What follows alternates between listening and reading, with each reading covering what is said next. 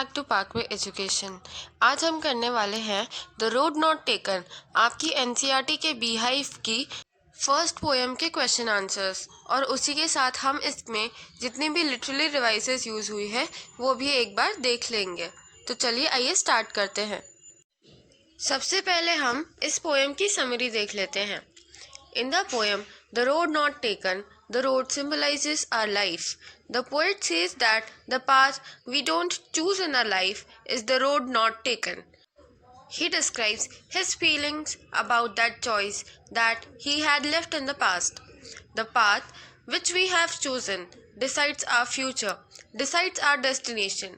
The important message that the poet wants to give is that choice that we make has an impact on our future. And if we make a wrong choice, we regret it but cannot go back on it. So, we must be wise while making choices. तो अब इसका मतलब क्या हुआ? मतलब in the poem the road not taken इस कविता में the road symbolises our life. जो रोड है वो हमारी लाइफ को सिंबलाइज करता है, हमारी लाइफ को दर्शाता है। The poet says that the path that we don't choose in our life is the road not taken. मतलब कभी कभी हमें किन्हीं दो चीज़ों में से किसी एक को चुनना होता है, और जिस पाथ को हम छोड़ देते हैं, मतलब जिस चीज़ को हम छोड़ देते हैं, उसको उन्होंने यहाँ पे बोला है the road not taken. He describes his feelings about that choice that he had left in the past. मतलब यहाँ पे पोएट अपने बारे में बात करते हैं, वो ये बताना चाह रहे हैं कि मेरे साथ भी ऐसी सिचुएशन आई थी, और वो इस रोड को दर्शाते हैं जो उन्होंने अपने पास्ट में छोड़ दिया था। The path which we have chosen decides our future, our destination. मतलब वो यहाँ पे ये बोल रहे हैं कि जो रास्ता या जो चीज़ें हम चुनते हैं वही चीज़ें हमारा आगे का फ्यूचर या जो भी डेस्टिनेशन है, मतलब डेस्टिनेशन मतलब जहाँ हम अंत में अपनी लाइफ में जाएंगे उसको हम डेस्टिनेशन बोलते हैं, या कोई गोल या एम, तो वही सारी चीज़ें, वही वो डिसीजन ही हमारा पूरा लाइफ का फ्यूचर डिसाइड करता है। The important message that the poet wants to give us is that choice that we make has an impact on our future. And if we make a wrong choice, we regret it but cannot go back on it. यहाँ पे poet हमें ये important message देना चाह रहे हैं कि जो भी हम चॉइस बनाते हैं उसका बहुत ही गहरा इम्पैक्ट होता है फ्यूचर पे, और अगर हमने एक रॉन्ग चॉइस बनाई है, एक गलत डिसीजन लिया है, तो हम बस उसका बाद में बैठ के रिग्रेट कर सकते हैं, पर हम वापस नहीं जा सकते हैं। हम बाद में दुखी हो सकते हैं, उदास हो सकते हैं, पर क्या हम अपने पास्ट को चेंज कर सकते हैं? तो नहीं, हम ऐसा कुछ नहीं कर सकते। लास्ट में हमारे पास बस दुख बच जाता है। So we must be wise enough while making choices. मतलब हमें इसीलिए चॉइसेस बनाते समय बहुत ही सतर्क रहना चाहिए और बहुत ही सावधानी से हमारी चॉइसेस जो है वो बनानी चाहिए। अब हम इस पोएम में से ग्रामेटिकल चीज़ें देख लेते हैं, मतलब लिटरेरी डिवाइसेस देख लेते हैं। तो सबसे पहले आती है राइम स्कीम। राइम स्कीम मतलब जैसे लाइंस हम बोलते हैं तो उसमें एक राइम बनती है, जो लास्ट के वर्ड्स है वो थोड़े राइम करते हैं। तो इसमें जो फर्स्ट लाइन है वो थर्ड और फोर्थ लाइन से मिलती जुलती है, और जो सेकंड और लास्ट लाइन है, मतलब जो फिफ्थ लाइन है और सेकंड लाइन है, वो दोनों एक से राइम कर रही है। तो इसीलिए इसकी राइम स्कीम होगी A B A A B. अब इस पोएम में दूसरा चीज़ आता है सिंबलिज्म। सिंबलिज्म मतलब किसी चीज़ को सिंबलाइज कर रही है ये पोएम। तो ये पोएम किसको रिप्रेजेंट कर रही है? Two roads which represents two और more choices in our life. मतलब इस पोएम में जो रोड है, उस रोड के जरिए कवि हमारे जो लाइफ में जो हमारी दो डिसीजन होते हैं, जो चॉइसेस हमें बनानी होती है, उसको सिंबलाइज कर रहे हैं। तो इसीलिए यहाँ पे जो है पोएम में, यहाँ पे हमारी चॉइसेस को रिप्रेजेंट कर रहे हैं वो दो रोड, और उसे सिंबलाइज कर रहे हैं। फिर आता है एनाफोरा। एनाफोरा होता है and repeated at the beginning of 2, 3 and 4th lines. मतलब जब भी हम किसी वर्ड को बार बार रिपीट करते हैं हर लाइन में, तो इसीलिए उसे एनाफोरा बोलते हैं। तो जैसे यहाँ पे एंड रिपीट हो रहा है सेकेंड, थर्ड और फोर्थ लाइन में, तो इसीलिए यहाँ पे एनाफोरा यूज हुआ है। फिर आता है एलिट्रेशन। वांटेड वेयर, तो जब भी हम किसी दो वर्ड में स्टार्टिंग का जो साउंड होता है या स्टार्टिंग के जो लेटर्स होते हैं वो अगर सेम होते हैं या रिपीटिंग होते हैं तो हम बोलते हैं कि एलिट्रेशन हुआ है। तो यहाँ पे वांटेड वेयर, यहाँ पे W का प्रोनाउंसिएशन आ रहा है दोनों वर्ड्स के बिगिनिंग में, तो इसीलिए यहाँ पे एलिट्रेशन यूज हुआ है। फिर सेकंड जगह एलिट्रेशन यूज हुआ है फर्स्ट फॉर में। यहाँ पे फर्स्ट फॉर में एफ का यूज हो रहा है, तो एफ साउंड इज रिपीटिंग। फिर यहाँ पे थर्ड एलिट्रेशन आता है दो दैट।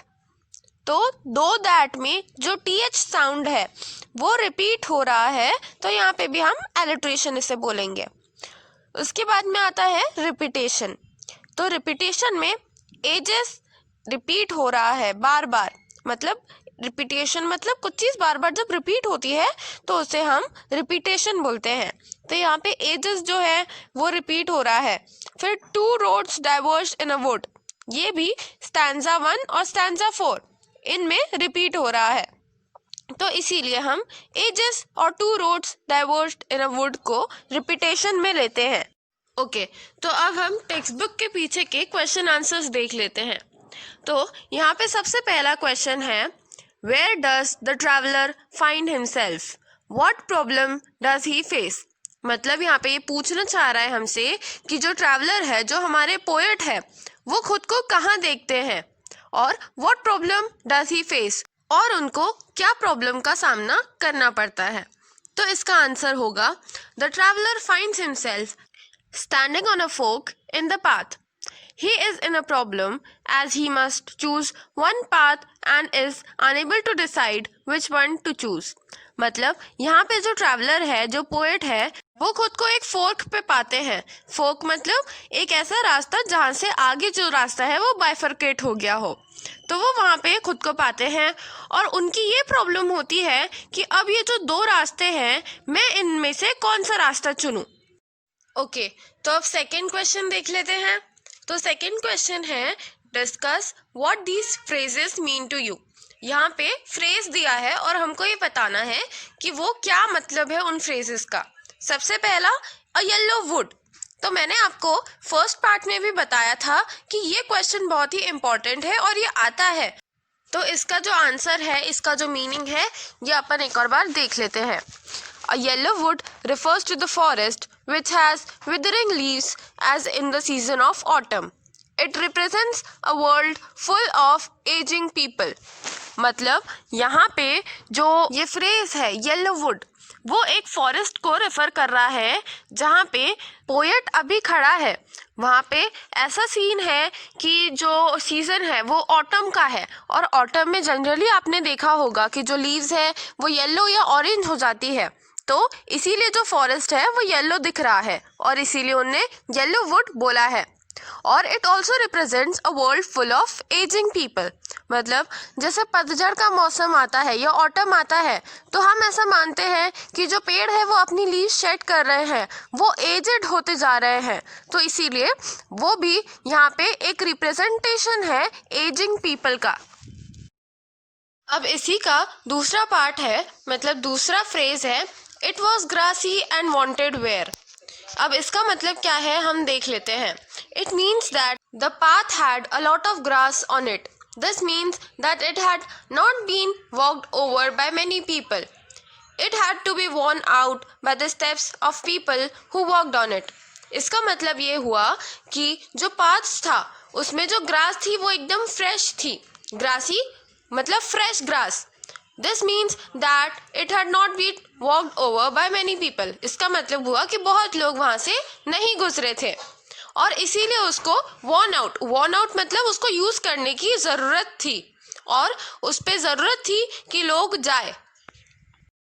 अब इसी का थर्ड पार्ट है, मतलब थर्ड फ्रेज है द पासिंग देयर। तो अब आइए हम ये देख लेते हैं कि इसका मतलब क्या हुआ। It means that when he walked over the path that he had chosen. मतलब जब वो अपने पाथ पे चला जो उसने चूज करा था, ये हुआ इस फ्रेज का मतलब। अब आता है fourth phrase leaves no step had trodden black. अब इसका मतलब देखते हैं। It means that no one had walked over the leaves as they were still green. If they had been walked over, they would have turned black. इसका मतलब हुआ कि जो लीव्स थी वो अभी भी ग्रीन थी। जब हम किसी भी लीफ पे से चल देते हैं तो वो कुचल जाती है और उसका रंग काला पड़ जाता है। तो ऐसा सीन वहाँ पे नहीं था, वो जो लीव्स थी वो ग्रीन थी। इसका मतलब हुआ कि कोई भी उस पे से नहीं गुजरा है। अब आता है next question. Is there any difference between the two roads as the poet describes them? First, in stanza 2 and 3. मतलब क्वेश्चन है कि यहाँ पे जो दो रोड्स के बारे में पोएट डिस्क्राइब कर रहे हैं, क्या उनको उनमें कोई डिफरेंस दिख रहा है? पहला है स्टैंजा 2 और 3 में, मतलब स्टैंजा 2 और 3 में जिस तरह से रोड को डिस्क्राइब करा है, क्या उन स्टैंजास में कोई डिफरेंस है रोड में? तो इसका आंसर हुआ the two paths were similar. In the beginning, the poet felt that one of them was grassy and had not been walked over by many people. But when he walked on it for some distance, he realized that it was like the other road. तो यहाँ पे ये बोल रहा है answer कि to paths were similar, दोनों ही road same थे.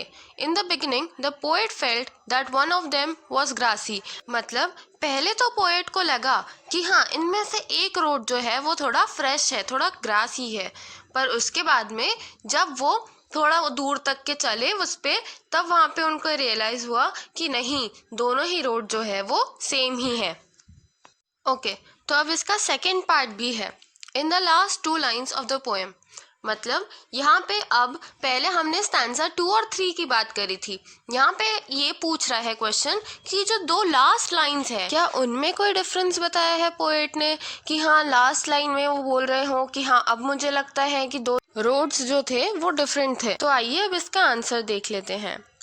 Here again the poet talks of his initial decision when he thought that the roads were different and chose the one that had been walked over by a lesser number of people. तो अब इसका मतलब हुआ कि वापस से अब poet जो है वो इनिशियल डिसीजन के बारे में उसके बताता है लास्ट 2 लाइन में कि हाँ, जो मैंने शुरू में डिसीजन लिया था और मैंने ऐसा सोचा था कि हाँ, ये दोनों रोड्स अलग अलग है, तो ऐसा सच है और वही चीज़ है जो मेरी लाइफ में डिफरेंस लाई है.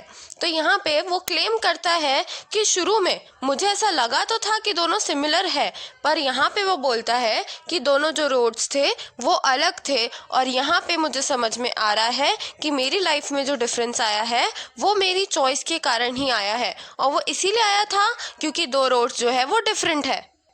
इसी के साथ हम हमारी ये वीडियो अब एंड करते हैं.